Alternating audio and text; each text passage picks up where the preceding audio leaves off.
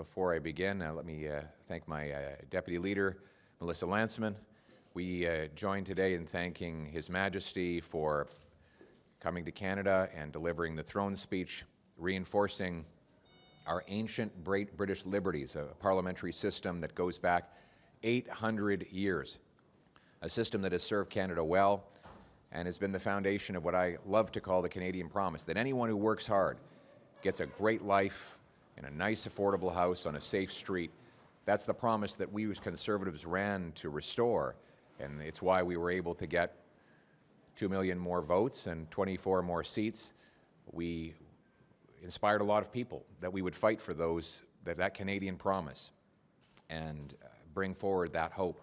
And we were looking for that promise and that hope in this speech today. We did see a lot of the right slogans and political talking points, but no clear plans to get it done. One slogan dealt with controlling government spending, but there were no specific savings to roll back the morbidly obese Liberal government's costs. We saw promises about getting things built, but no mention of oil and gas or pipelines. Pipelines are, of course, the thing we most need to build. Didn't get one mention, nor did they mention getting rid of the anti-energy laws that have kept our resources in the ground. C-69, the no development law, C-48, the shipping ban, the energy cap, the electric vehicle mandate. All of these things were left out of the speech altogether. No specific plans to get anything done, even though, as the Prime Minister has said, we are in a crisis to break our dependence on the American economy. They mentioned crime, but refused to say that they would repeal the Liberal catch and release bail law, C-75, or the house arrest law, laws that have allowed rampant chaos and crime to overtake our once tranquil streets. No mention of overcoming the opioid crisis and replacing tax-funded drugs and legalization with treatment and recovery.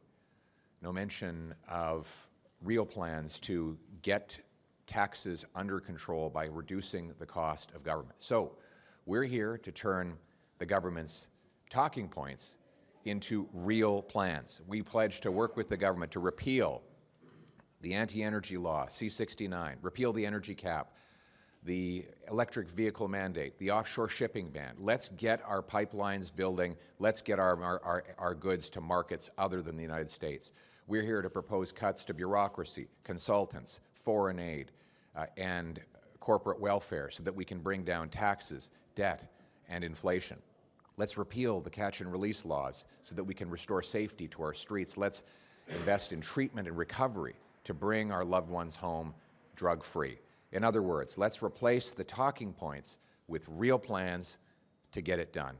That is what Conservatives pledged to do. That is what Canadians voted for us to fight for, and that is what we will deliver.